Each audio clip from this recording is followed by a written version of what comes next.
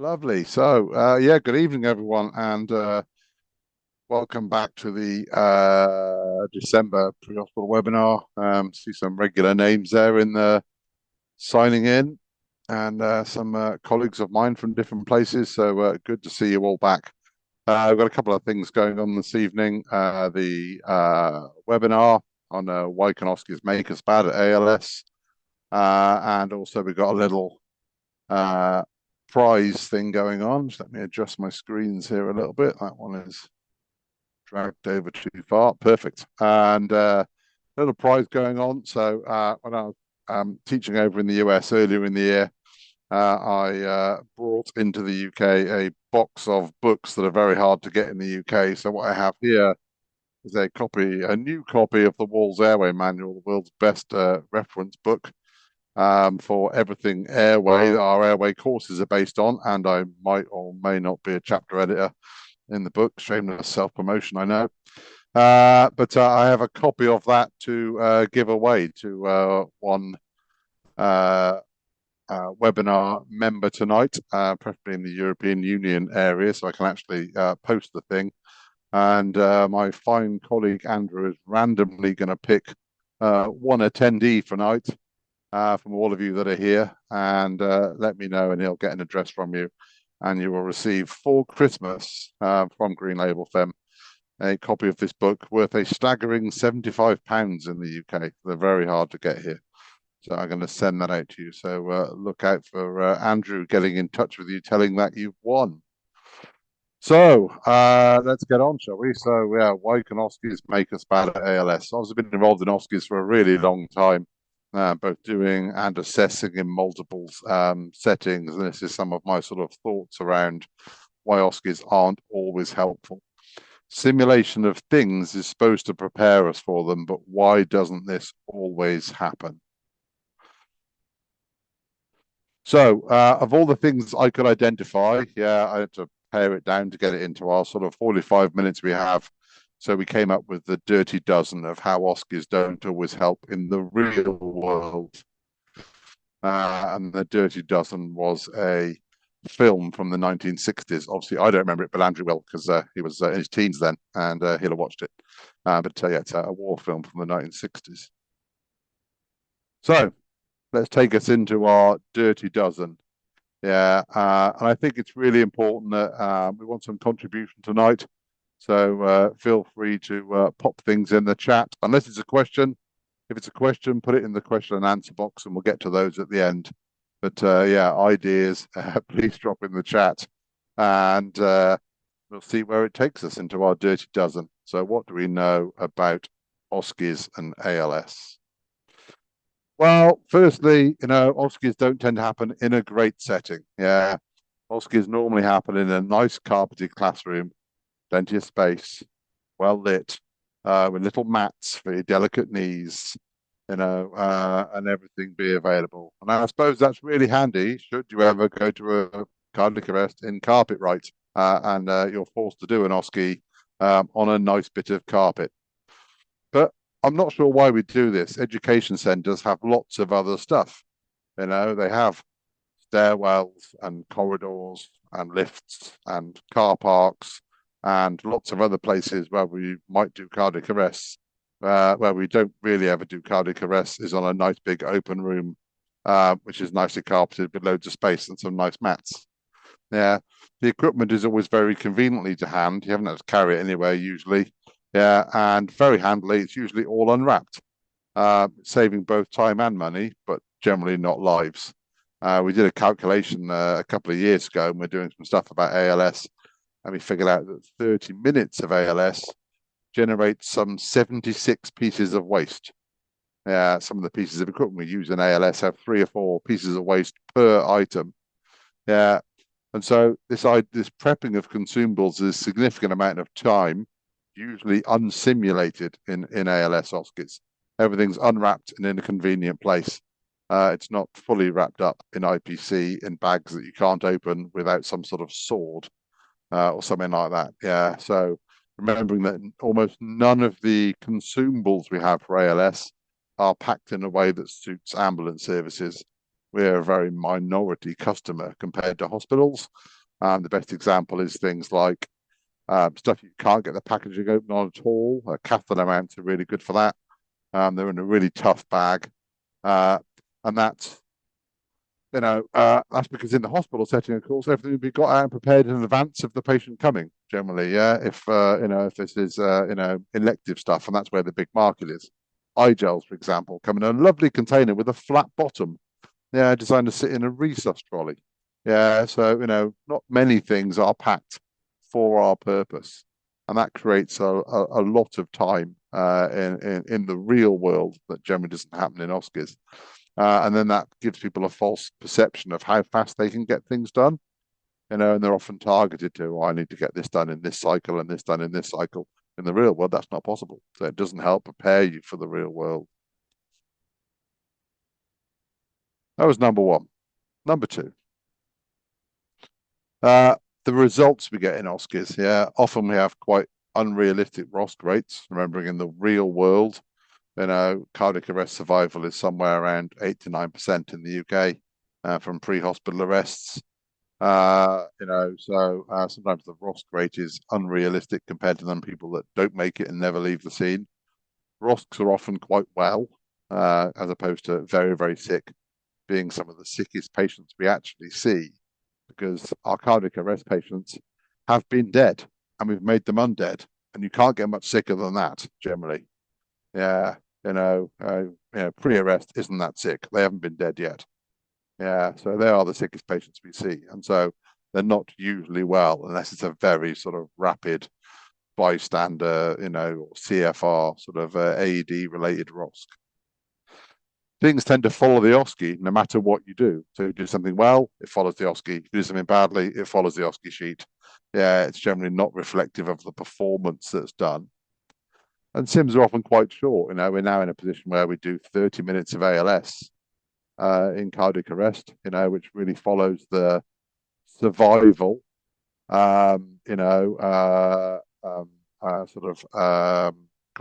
yeah, which has some evidence behind it. But how many places do we actually sim? 30 minutes of ALS. I think that's very unusual. SIMs are often very, very short. There's little variation in OSCEs. It's either shockable or non-shockable. Yeah, we don't put in there some of the unusual stuff, like refractory VF very often, CPR-induced consciousness, and all the other things. And what we're trying to train people to be is an effective ALS thinking provider. Now, someone's just asked the question, is there a benefit of learning the process of ALS? Yeah, absolutely. I think there is. Yeah, there is a benefit of learning the process through a more staged approach. Yeah, and getting the essential stuff done. But you can't just keep doing that. Yeah, once you've mastered that, you can't just keep doing that. You then have to move on and make it more complex. So what we have to consider is, are people being trained to be an effective ALS level thinking provider, clinician, or are they being trained to pass a set ALS OSCE, which in reality makes you an actor. Yeah, if you're just trained to pass a shockable OSCE, then you just follow it. Yeah, I'll give you a really good example of that.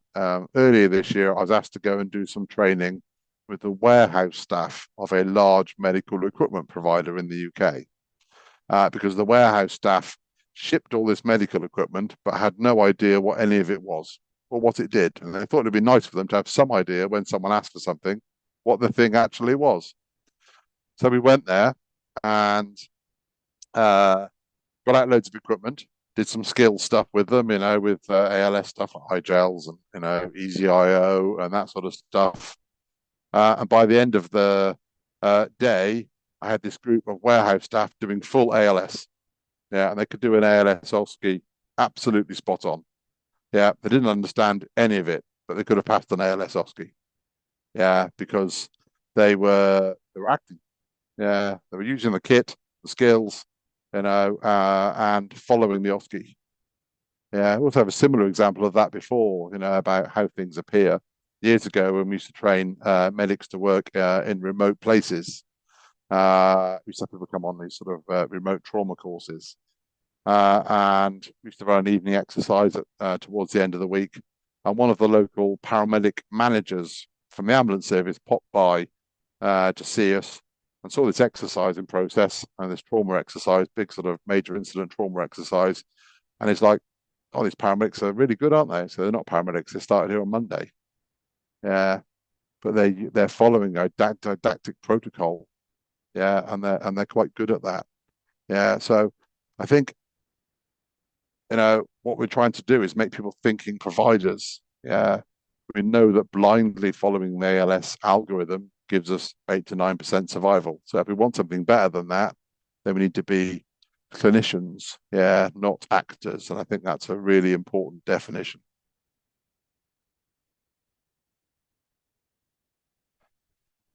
Number three, how many times do we sim with the people that are involved in cardiac arrest other than people from the ambulance service?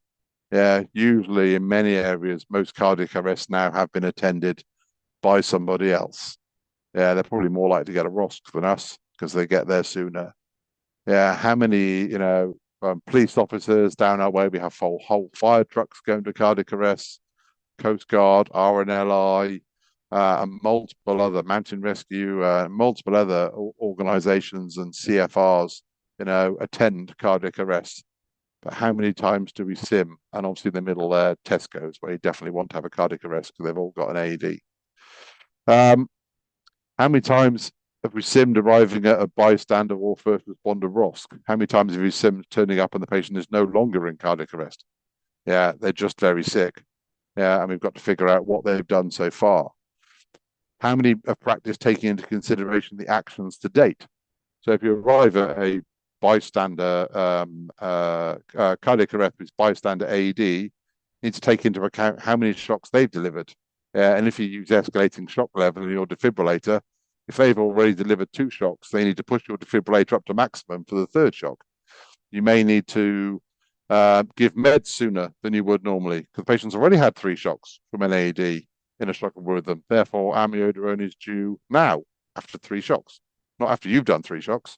The patient's already had 3 shocks. Yeah, so we might sim our decision making around this thing. And this is obviously more common because, more people arrive at cardiac arrest than ever. And we need to be careful around, and also simulation of witnessed arrests. Yeah, we simulate a lot of, you attend a cardiac arrest and the patient's in cardiac arrest. Yeah, we don't simulate that many of the patient's arrests in front of you. Yeah, you're managing this patient and all of a sudden they arrest.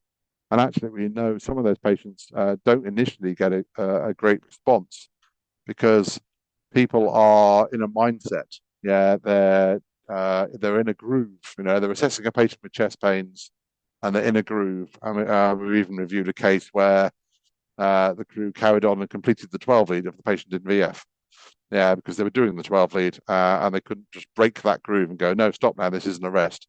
Yeah, so I think that's a real thing as well. We need to simulate is, making a sudden switch from one thing to another. No, stop this now. This is a cardiac arrest. We're going to do this, throw that away. Yeah, we're going to do something else. There's a lot of complexity in there, I think, that we need to ensure that we do. And we're only up to number 4. Number 4, well, I wrote some notes and then I rewrote it and then I wrote it again and then I put back what I put first. Yeah. Which was utter piss poor standards that are not challenged by the tutor when we know the details really matter. Yeah. Cardiac arrest management is a science and the details really matter. The little things really matter. Yeah. The quality of everything really matters. And obviously this is the best example of poor pad placement in this simulation. Yeah. And that is, sometimes endemic in the real world as well.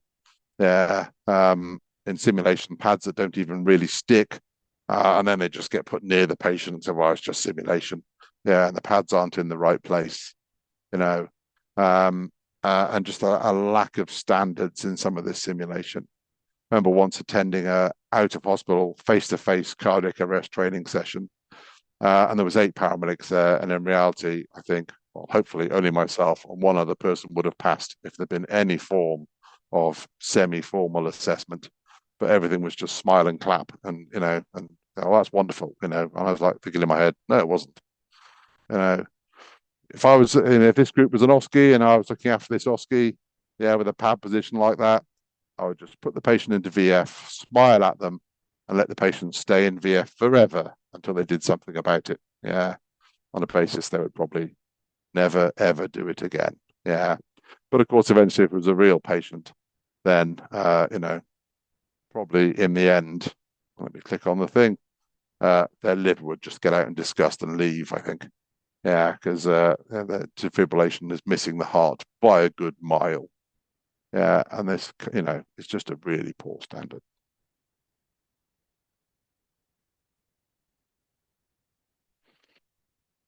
Number five, yeah. This is from a training video I found from the US about using an eye gel. Yeah, and it's great, except of course it's not the right size gel for the mannequin. Yeah, if we're going to train stuff, we need to do it right. I've been using one of these mannequins today on an airway course, and they take a size 4 eye gel because they're within the height range that would mean their ideal body weight is a size 4 eye gel. And if we allow people to constantly do stuff that isn't right for the real world because it's sim, then guess what? They carry that over into the real world and take that with them. Yeah. Because when you're short of bandwidth, whenever you default back to the things that you know. Yeah. Size 3 eye gel in adult is quite a rare thing nowadays. People are quite big. Yeah. If the mannequins you've got that are an adult height, don't take a size 4 eye gel, then you probably need a replacement mannequin, or what you need is a selection of mannequins. So you have to pick the right size device. Defaulting to one just for simulation is going to lead to bad practice in the future. Remember, there is no guide in the ALS algorithm as to when the advanced airway, which includes the iGel or other LMA type device, should be inserted. You should do it when you're ready. You should do it when all the equipment is ready. It's plan, prepare, do. Yeah, not do, think. Oh, where's the catheter mount? Yeah. An OSCE that fails you for not having it in by a certain cycle is not evidence-based. Yeah, it's always better to do things steady and right than fast and badly. Yeah, time is only relevant in some things. Time is relevant to the start of bystander CPR. Time is relevant to defibrillation, absolutely, in cardiac arrest. Yeah, having an airway is probably important. Yeah, but what time the iGel goes in may not be that relevant. Yeah, remember in the sort of US Marine terminology, slow is smooth, smooth is fast. Yeah, doing something right first time, setting up well, doing it properly will always give you better outcomes. Plan, prepare, do is the way, not any other random order.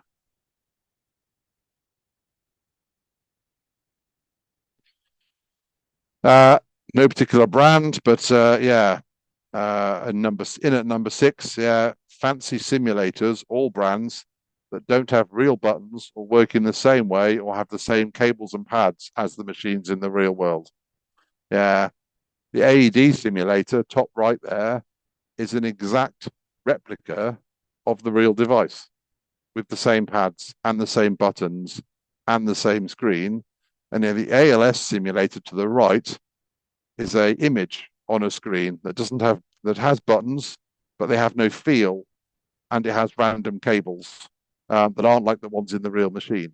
Yeah, if we can make the one to the left that's like a real simulator, why can't we make the one to the right like a real simulator? Why can't you have a simulator that's like the real device with all the same cables and same fittings and everything else? Yeah, why can't why can't they be the same? We do the same for AEDs. Why can't we do the same for ALS monitors? Also, the monitors don't tend to have a wide variety of images in there. Yeah, something I've complained about before. There may be only a couple of versions of VF. There's only one version of VT. There's one asystole. Yeah, and not very good random rhythms you can use for PEA. If tutors are lazy and you only see one VF for the whole 3 years you're at university, you're not going to be that great at spotting VFs if you've only ever seen one type because the patient hasn't seen your simulator. Yeah, they don't know what you use. Someone saying they only use real live defibs for our sim and OSCEs. Yeah, and you can get the boxes that plug into them, the shock link boxes and that sort of type stuff, which do work. But I still don't understand why the manufacturer can't make a real life defibrillator trainer that's exactly the same defibrillator, but allows you to control it remotely, etc. They can do it with AEDs, so I really don't know why we don't have them.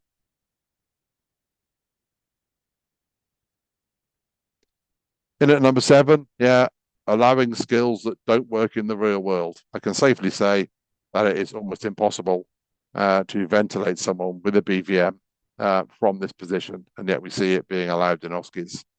Yeah, this patient clearly won't have any form of mask seal, I would imagine. Yeah, and yet that sort of thing isn't always challenged in OSCEs.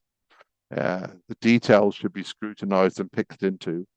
Yeah, we make people better through feedback, through constructive feedback.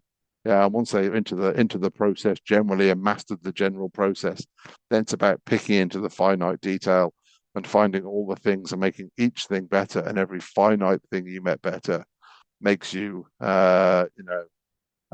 makes you better. Yeah, and gives the patient better results. Yeah.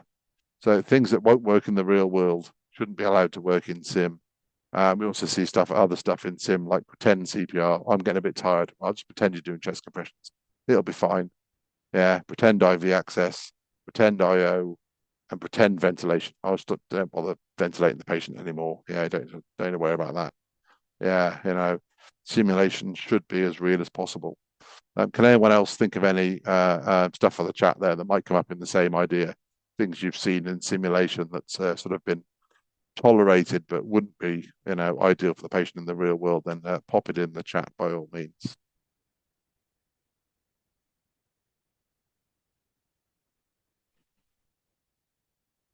In at number 8, yeah, family, friends, bystanders. Yeah, managing the shock and grief, yeah, of a cardiac arrest, often doesn't happen in simulation. Yeah, yeah, that's definitely a good one. Not changing CPR person. Yeah, long spells of CPR is often tolerated in simulation, and they see that carried over into the real world. I do recall having to ask people quite a lot to change. Yeah, it seems to be a constant theme. Can we change persons? Can we change persons? It doesn't happen automatically like we think it should. So yeah, family, friends, and bystanders. Yeah, that's shock and grief. A cardiac arrest I went to not that long ago. Whilst we were managing a cardiac arrest, a relative got chest pains and collapsed, and then we had 2 patients. We had to divide resources to figure out to make sure this other patient wasn't going to arrest while we dealt with the original cardiac arrest. And then just the pressure of watching them, the pressure on us. Yeah. A private out of hospital cardiac arrest. People feel more comfortable. But anything in public, some people feel really, really uncomfortable. And we see patients in cardiac arrest being moved from a public place with beautiful 360-degree access for no clinical reason. Yeah, into the back of the ambulance for resus because of dignity. Yeah, but whose dignity, I'm not sure. Yeah, the dead patient probably doesn't have any massive concerns about dignity. Yeah, if they want to be resuscitated, they'd rather be alive, and that needs space, as we know. Yeah. Um, yes, pretend chest auscultation. That's a good one. Someone's just brought up there. What can I hear? Well, nothing if you just stand there and ask without a stethoscope. Yeah, very well. Yeah, so pretending things that don't even exist. What can I hear? Don't know. You haven't got a stethoscope. Well, what's the blood pressure? I don't know. You haven't put the cuff on. Yeah, and all this sort of stuff happens in simulation, doesn't it? Far too much. But yeah, this public scrutiny thing isn't necessarily, part of simulation as well, preparing us for doing something in public or in front of family or something else is, I'm sure something that we could add a bit more into. Brought up there, yeah, pretend suction. Never had an actual occluded airway in Sims. Yeah, unless you've got a salad trainer, which we use all the time, a vomiting airway trainer, it does exist. Yeah, then yeah, everything is pretend suction. Everyone was trained on pretend suction, unless you've got a salad trainer. Yeah, which is an absolutely amazing device. In at number 9, the slavish teaching of algorithms. Yeah. Teaching of an algorithm like it's a protocol, and it's not. It says algorithm on it. An algorithm is a guide to taking you in the right direction, but not a slavish protocol. OSCE UK say it's a guideline, and you need the science and understanding to vary from it. If we're going to have thinking practitioners, then they need to understand the science of resuscitation.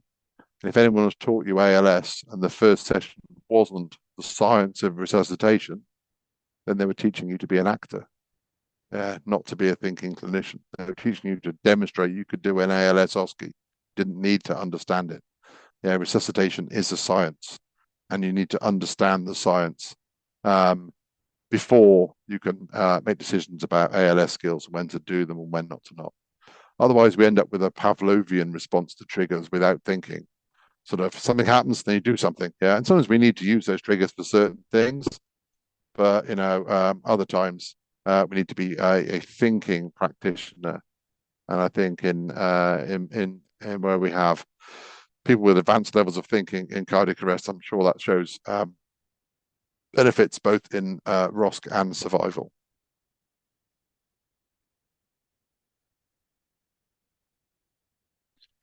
In at number 10, yeah.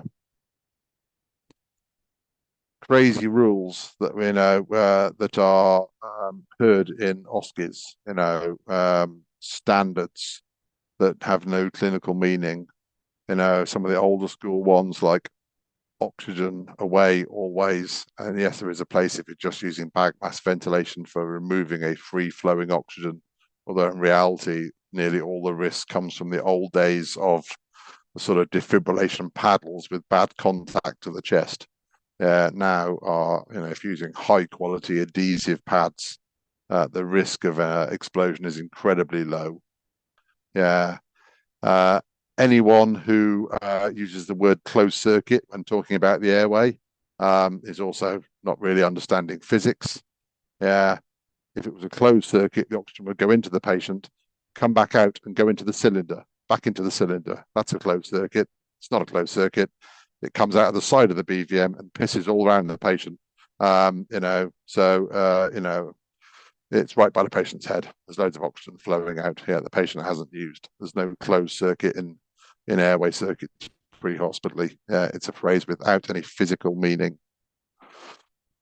What else could be a fail? Shocking a non-shockable rhythm can sometimes be a fail in OSCEs. If you're unsure what the rhythm is and you choose to shock it, then that could be deemed a fail. Although apart from using a bit of time and a bit of electricity, it's probably unlikely to do any harm. And if you're unsure about the rhythm, unless you have a way of pressing analyze or something to get the machine to check, which takes time, then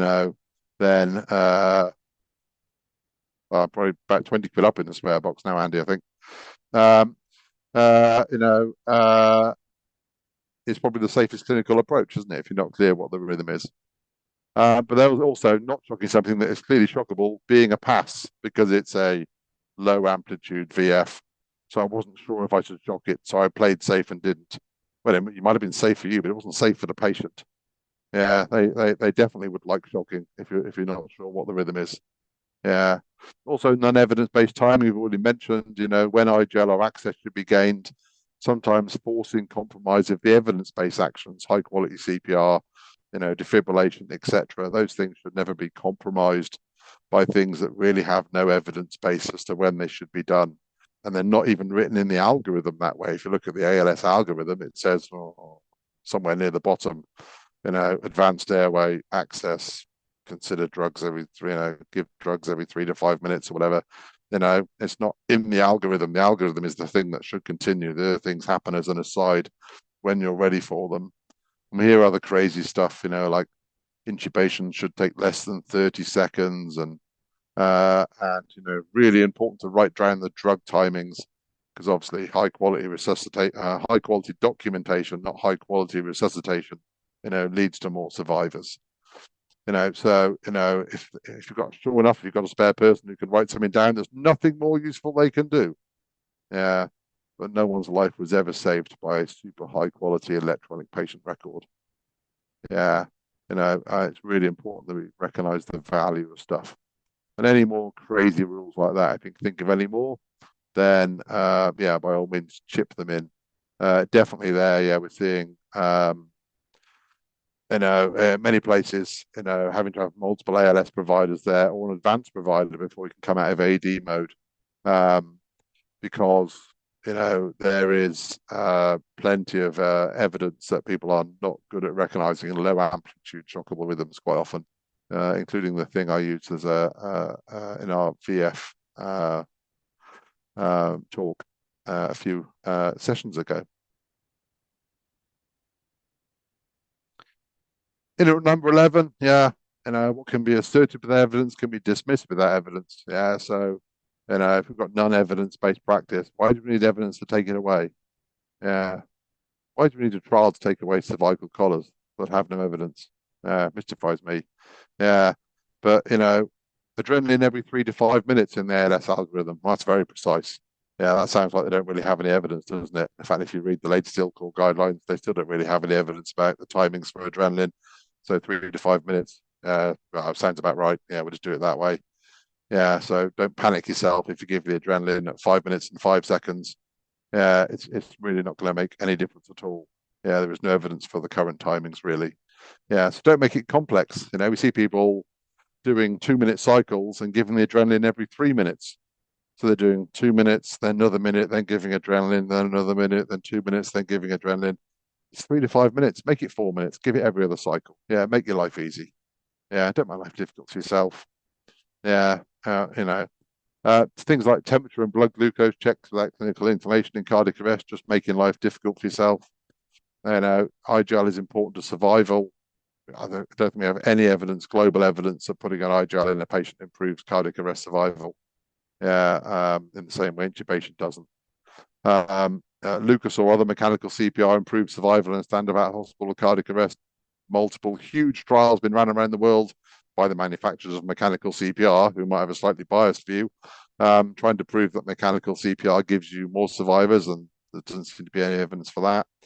All this sort of stuff just rolls on, and there's any more we can think of, yeah, feel free to chip in the chat.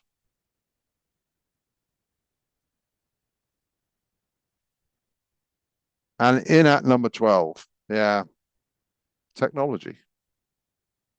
Yeah, technology can be really useful. I'm 100% supportive for the use of technology for cognitive offloading. Yeah, running defibrillators in, AED mode. Yeah, particularly if you've got a modern defibrillator. Some of the older stuff, we won't mention it, but it's very heavy and quite grey. AED mode is slow. I mean, you can get your lunch break in while it decides what it's going to do. But some of the more modern defibrillators, really quick. Some of them are reading the rhythm in the background and pre-charging. Yeah, so they can deliver shocks in 3 or 4 seconds. So yeah, if it helps us with our decision making and is cognitively offloading for us, then absolutely, why not? Yeah. And the use of apps. We see a lot of apps being used in cardiac arrest. People have got stuff running on their phones and they're beeping and alarms are going off and things are coming out of the apps. I do wonder why we can't put some of that into the monitor. The monitor knows quite a lot about cardiac arrests. It knows the algorithm effectively. It knows you want to stop every 2 minutes and analyze the rhythm. It knows how to read the rhythms. If it's a shockable rhythm and it's delivered 3 shocks, why doesn't the monitor go, give amiodarone? I've no idea why not. Yeah, why doesn't it? It's not exactly high tech, is it? Yeah, it knows everything else. It's just an algorithm in the monitor. Yeah, we're doing ALS, shockable rhythm. They've had 3 shocks. Give amiodarone. Yeah, I don't really see why it can't be helpful. Yeah, it's so simple. It could be really helpful. It could just drop prompts to us. Yeah, it could shout it up. Why not? Um, because in reality, if we want to slavishly follow a protocol, if we sent BLS ambulance crews, yeah, to a cardiac arrest with a monitor in AED mode, we let them put IGLs in. We taught them how to do tibial IO, which I can teach people in about 20 minutes, and let them give adrenaline amiodarone. Would there be any difference than sending a paramedic? Yeah, and I'm not entirely sure there would be. The reason we send highly qualified healthcare professionals to cardiac arrest is for them to make complex decisions. Yeah, because we could train the monitor to do most of ALS. You know, I really don't see why, technology should allow us bandwidth to make clinical decisions. Yeah, not slavishly follow an algorithm. If we can use the technology to offload stuff, then we can do more thinking, and more thinking enables us to think about things like, why is this person in cardiac arrest? And not just reciting the four H's and four T's because you did an OSCE and that gets you a tick, but really thinking about, why is this person in cardiac arrest? Because that's often the key to getting them out of cardiac arrest. So what can we do about it on reflection? See what I did there with the picture? It's a very nice picture. It's the British Columbia, the Rockies picture I took last year when we were out there. Lovely place, highly recommended. So much of this is not in the hands of clinicians directly. This is in the hands of the education they've been provided. Yeah, if you spent your whole time, at 3 years at university doing ALS OSCEs that are the same OSCE, then that's not helped you really much at being really, really good. So, how can we fix that? And we can look partly at other industries. People often say aviation is not like medicine because if there was a problem with the plane wouldn't take off, whereas in medicine, we just sort of go ahead. There's also another side to it. In aviation, if the plane crashes, the pilot usually dies. So they've got quite an incentive to do things right. And in medicine, it's just the patient we kill. But when your airline pilot goes for their mandatory annual flight simulator days, which they have to do every year as a commercial pilot, they don't go down to the flight simulator, which is the same as the plane they normally fly, and load up a load of pissed yobbos fresh out of Wetherspoons, and take them to Benidorm for their holidays. Yeah, because that's what they do every day, and nothing ever goes wrong. When they go into the simulator, they practice what goes wrong. They do the things that hopefully don't happen day to day, but have happened in the past, because they have a learning culture. And if something happens, they'll change their training to make sure they're ready for it when it happens again, as well as trying to stop it happening again. Yeah, but some things are unpredictable. Yeah, this plane that we're well aware of, the Sully Sullenberger plane that ended up in the Hudson River in New York, something happened to it that was unpredictable, something they'd never trained for. But a couple of 1,000 feet above sea level, during the vulnerable takeoff phase, it sucked loads of geese into both engines. And all their simulation before had only ever been around single engine failure, and most of that at altitude. This was an unpredictable thing. And I'm sure now that is not the case. When was the last time you did an ALS simulation where no matter what you did, you didn't get an airway?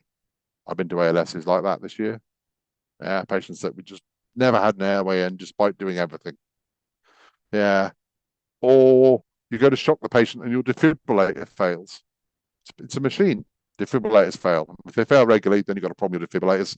But with any machine, suction machine, defibrillator, whatever it might be, any machine can fail. Yeah.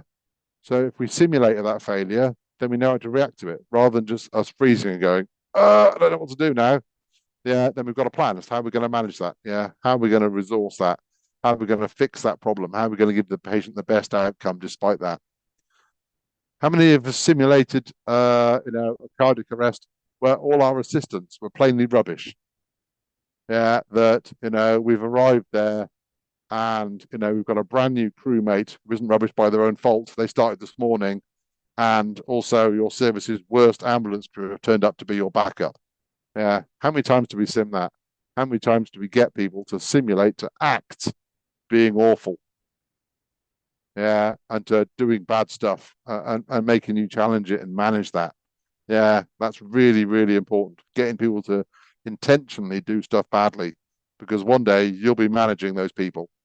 Yeah, the real versions of those people, and you have to manage that. When was the last time you simulated being the only ALS provider? We have an increasing number of ECA, double ECA, AAP crews.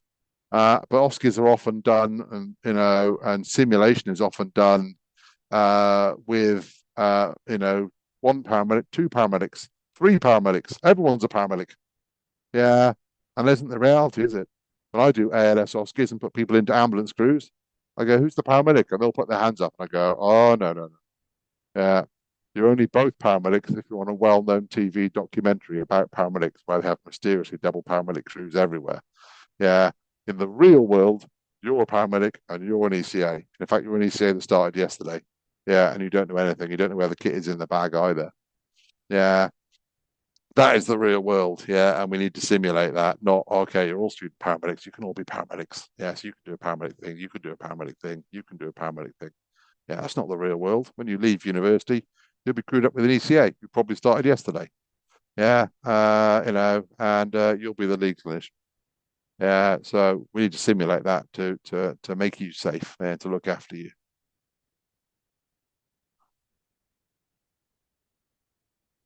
And deciding we've got it right now, deciding that we're perfect, yeah, is stagnation. To stop at that point. Yeah. If you perfect your standard ALS OSCE for an assessment, you become that actor and you can do the ALS OSCE perfectly without any errors. Yeah, remember the OSCE doesn't generally want to demonstrate your understanding, just do the steps. Yeah, you're going to be really good in exactly the same setting and circumstances. So if Mr. or Mrs. Lairdle in their shiny tracksuit with their weird plimsolly feet, yeah, happen to go into a cardiac arrest in carpet right in the opening hours and it's well lit, surrounded by the ALS equipment, which is all unwrapped, and enough people to help, three other paramedic students, and the patient's good enough to be in the rhythm that you trained on, the same VF, yeah, then it's your best day and it's the patient's best day. Yeah, but the real world hasn't read our ALS OSCEs. Yeah, the real world is not that convenient. As paramedic students, you get a lot of self-directed study time. Yeah, so good sim is yours to do. Yeah, don't practice that ALS OSCE unless you've got to pass that ALS OSCE. But then when you get to practice, stop practicing that ALS OSCE and make your ALS OSCEs really, really nasty. Yeah, make yourself good at when things go wrong. Yeah, practice the plane engine stopping during ALS.